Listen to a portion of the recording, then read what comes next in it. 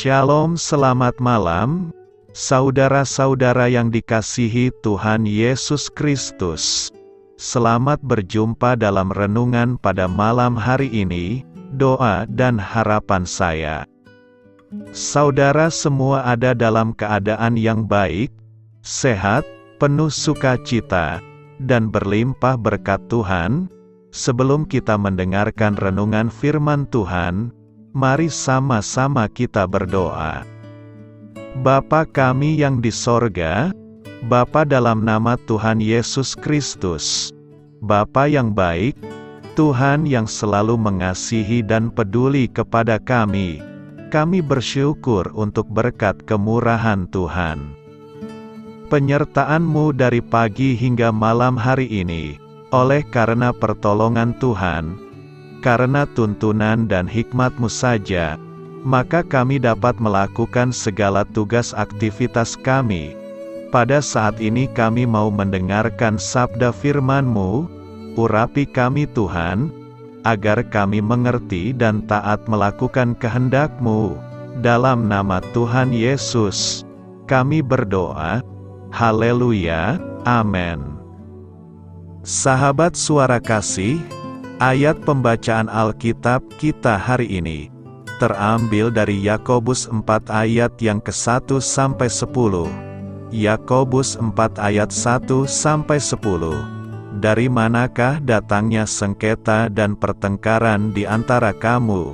Bukankah datangnya dari hawa nafsumu yang saling berjuang di dalam tubuhmu? Kamu mengingini sesuatu, tetapi kamu tidak memperolehnya, lalu kamu membunuh. Kamu iri hati, tetapi kamu tidak mencapai tujuanmu, lalu kamu bertengkar dan kamu berkelahi. Kamu tidak memperoleh apa-apa, karena kamu tidak berdoa. Atau kamu berdoa juga, tetapi kamu tidak menerima apa-apa, karena kamu salah berdoa. Sebab yang kamu minta itu hendak kamu habiskan untuk memuaskan hawa nafsumu. Hai kamu, orang-orang yang tidak setia, tidakkah kamu tahu bahwa persahabatan dengan dunia adalah permusuhan dengan Allah? Jadi barang siapa hendak menjadi sahabat dunia ini, ia menjadikan dirinya musuh Allah. Janganlah kamu menyangka bahwa kitab suci tanpa alasan berkata, roh yang ditempatkan Allah di dalam diri kita, diingininya dengan cemburu. Tetapi kasih karunia, yang dianugerahkannya kepada kita, lebih besar daripada itu. Karena itu ia katakan, Allah menentang orang yang congkak, tetapi mengasihani orang yang rendah hati. Karena itu tunduklah kepada Allah, dan lawanlah iblis, maka ia akan lari daripadamu. Mendekatlah kepada Allah, dan ia akan mendekat kepadamu. Tahirkanlah tanganmu, hai kamu orang-orang berdosa, dan sucikanlah hatimu, hai kamu yang mendua hati. Sadarilah kemalanganmu, berdukacita dan merataplah, hendaklah tertawamu kamu ganti dengan ratap, dan sukacitamu dengan dukacita. Rendahkanlah dirimu di hadapan Tuhan, dan Ia akan meninggikan kamu. Sahabat suara kasih, ayat emas renungan kita hari ini adalah Yakobus 4 ayat 8 dan 10. Mendekatlah kepada Allah, dan Ia akan mendekat kepadamu. Tahirkanlah tanganmu, hai kamu orang-orang berdosa, dan sucikanlah hatimu, hai kamu yang mendua hati. Rendahkanlah dirimu di hadapan Tuhan, dan Ia akan meninggikan kamu. Judul renungan kita hari ini adalah Mendekatkan Diri pada Tuhan, ditulis oleh Hilsa Trilestari. Sahabat suara kasih, sejak manusia jatuh ke dalam dosa, ada jarak antara Tuhan dan manusia. Tetapi Tuhan berinisiatif untuk menyelamatkan manusia melalui kedatangannya, dan itu merupakan anugerah bagi kita semua. Dalam ayat 8 dikatakan mendekatlah kepada Allah, maka ia akan mendekat. Kata-kata ini seperti mengandung makna, bahwa manusialah yang pertama-tama berinisiatif untuk mendekat. Kemudian barulah Tuhan mau mendekat. Padahal Tuhanlah yang pertama-tama berinisiatif, dengan datang kepada kita dan memberikan keselamatan kekal. Tetapi itu tidak serta-merta menyelamatkan manusia, harus ada inisiatif dan kemauan dari manusia untuk mendekat kepada Allah. Tuhan memberikan kehendak bebas pada manusia. Saat kita mengambil beberapa langkah untuk mendekat kepadanya, maka Ia akan berlari untuk memeluk dan menyambut kita. Tuhan sangat paham mengenai ciptaannya yang sangat Ia kasihi, bahwa kecenderungan manusia adalah berbuat dosa. Oleh sebab itu dikatakan, tahirkanlah tanganmu dan sucikanlah hatimu. Sahabat Suara Kasih, mengapa tidak dikatakan, Tuhan akan mentahirkan tangan kita dan menyucikan hati kita?